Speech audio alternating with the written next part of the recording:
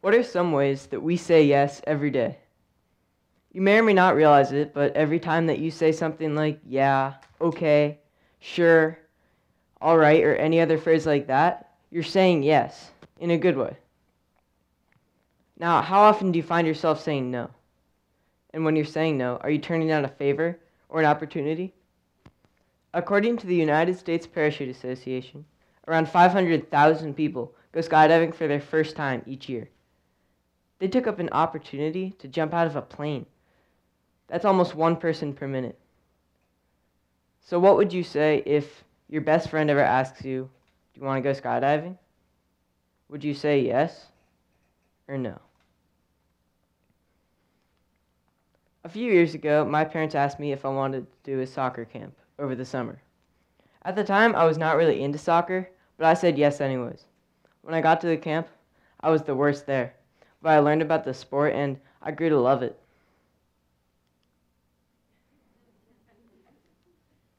Another experience is when I began to take piano lessons.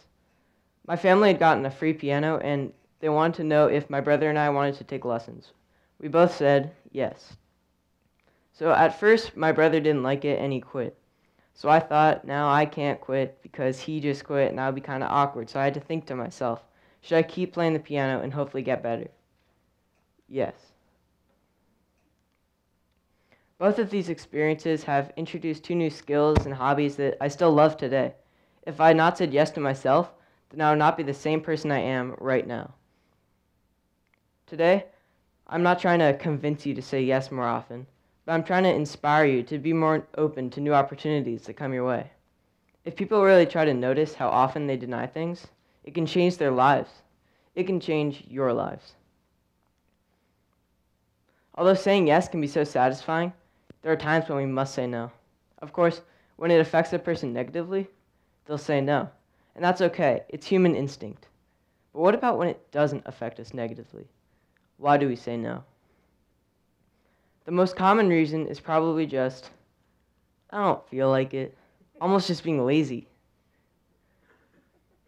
Saying yes is a way not to be lazy and get into new routines instead of just sticking to our old ones. Studies show that nearly 6 out of 10 children participate in after-school activities. That may sound like a lot, but that means that 43% of children do not participate in after-school activities. 43% of children turn down an opportunity to say yes every single day of their lives. A poet named E. Cummings once said, "I believe that yes is the only living thing." I completely agree with this quote.